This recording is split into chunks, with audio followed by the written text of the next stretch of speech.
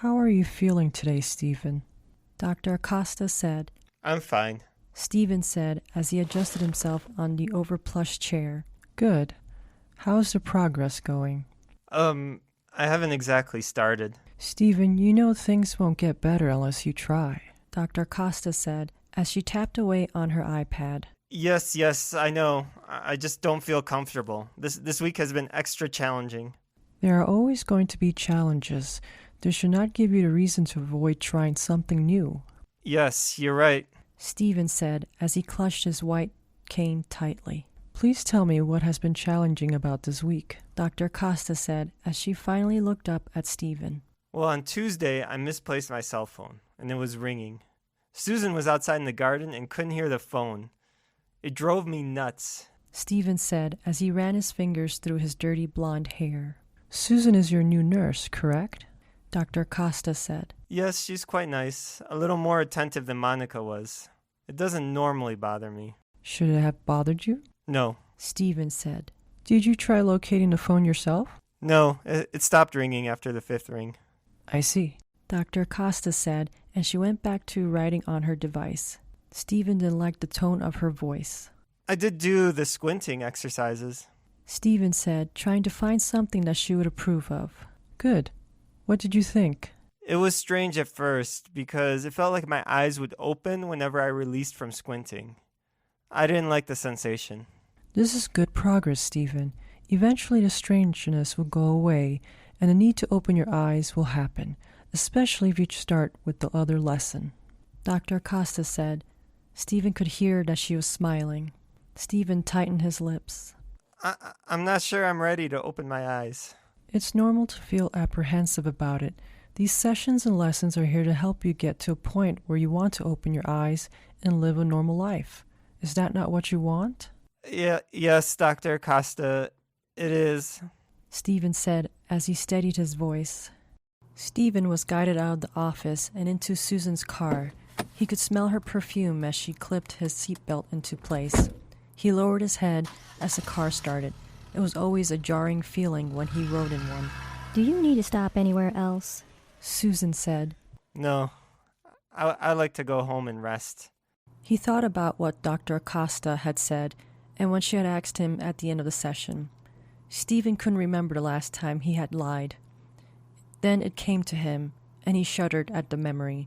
The last time he had his eyes open was the last time he had lied, and it was to tell the police a different story of what had happened that night. Stephen was 11 years old again and found himself sitting on a metal chair next to a desk. He could see the room through the slits of his eyelids. The lids kept closing on him. It felt like his face was covered in blood. He felt a hand on his shoulder. Hey, how you doing, kid? Still don't want to open your eyes? It was Officer Brennan returning. Stephen could sense someone else was there.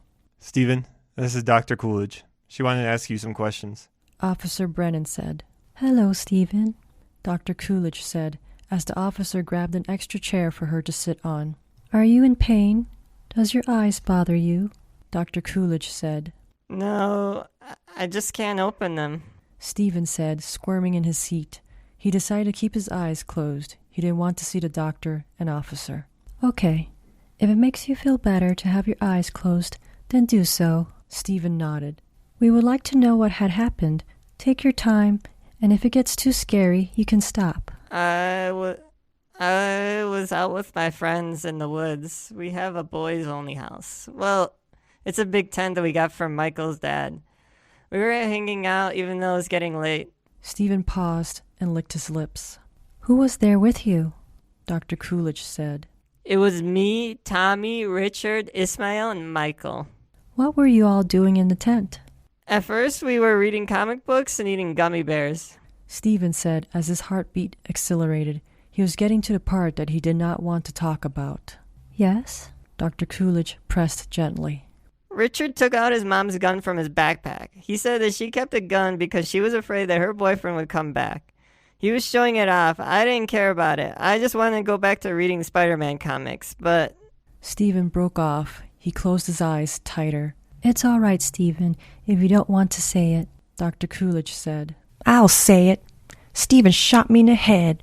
Stephen recognized Richard's voice and shrunk back, falling off the chair. He could feel Richard's breath on his cheek. How could he still be alive? Stephen thought. You shot me, you liar! Richard's voice echoed. Stephen woke up panting. He felt cold sweat covering his body, his pajamas sticking to him as he tried to pull them off in bed. He staggered to his feet and slipped off his bottoms. Stephen grabbed his cell phone. Hey Siri, what time is it? Stephen said. His cell phone answered back that it was about 3 a.m. He decided to take a shower instead of going back to bed. The hot water wasn't enough to wash away the bad dream he had. It kept playing out over and over in his mind. As the water streamed down his face, he realized that it reminded him of the blood that splattered on his face when the gun went off. Stephen staggered back onto the tiled wall and slid down. He wrapped his arms around him as he sobbed uncontrollably. Later that morning, Susan had arrived around 7 and had let herself in. She prepared him a breakfast of the usual, 2 scrambled eggs, 2 Canadian bacon strips, and sliced grapefruit. Here you go, son. Susan said. I need to take my mother to a doctor's appointment. She just turned 90 not too long ago, and I feel she should go more often than not. Will you be all right for a couple of hours? Yes, that's fine. I can listen to my audiobook outside. He said. Oh, that's a wonderful idea. Spring is finally starting up, and you can feel the change. Well, I better get going, unless there's anything else you need. Susan said. No, it's fine. Go ahead. Thank you for breakfast. Stephen said, and he felt a squeezing hand on his shoulder. After eating, Stephen placed the dirty dishes in the sink. He headed back upstairs to get his earphones, which he kept in his office. His white cane smacked into the desk chair, and he rested his hands on the desk. He searched around and came across what felt like a notepad.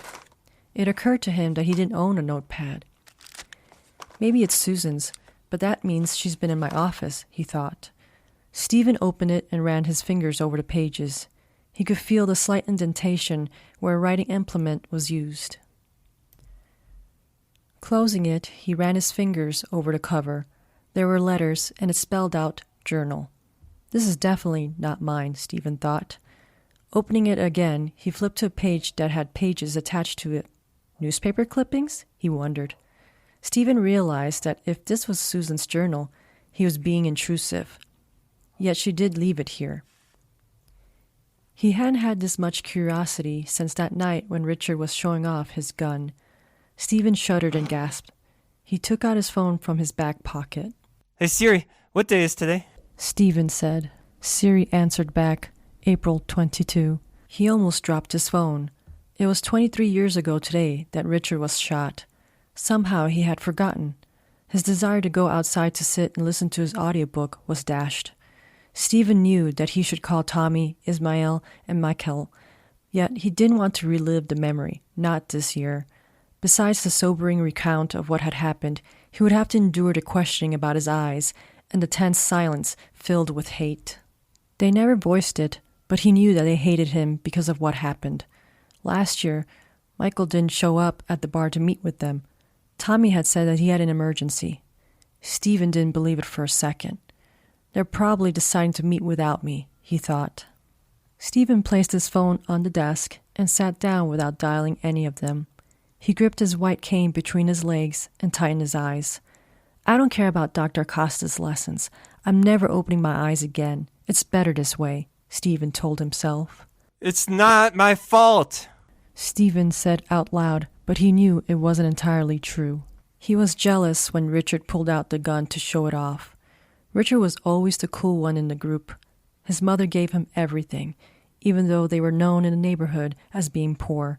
Stephen's father once told him that Richard's mother was a drug dealer and that he should stay away from him. Yet he kept hanging out with Richard, even though he hated him. Stephen didn't want to be alone. The others would never think of hanging with him without Richard. So when Richard took that gun out, Stephen had it in his mind to grab the weapon and pose with it like he was an action star, but not before scaring Richard. It didn't go as planned. He was not counting on there being bullets in the gun. Richard still had the gun in his hands. It was pointed towards his face when Stephen grabbed it. The police believed it was a mistake made by Richard and that Stephen was trying to take the gun away. The stairs creaked, startling Stephen from his memory. He swung around in his desk chair. Hello?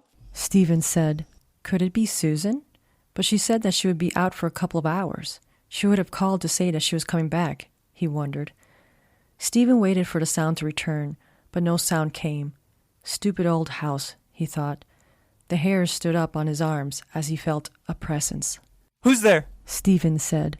A breeze crossed his face, as if someone had walked past him. He shrunk back in his chair. Taking his white cane, he swung it back and forth. It didn't hit anything. Suddenly, someone grabbed it and yanked it. Stephen hopped up to his feet and was dragged. He was being pulled out of the office. Just as he was about to pull it back, the person let go. Stephen caught a whiff of the perfume. Susan?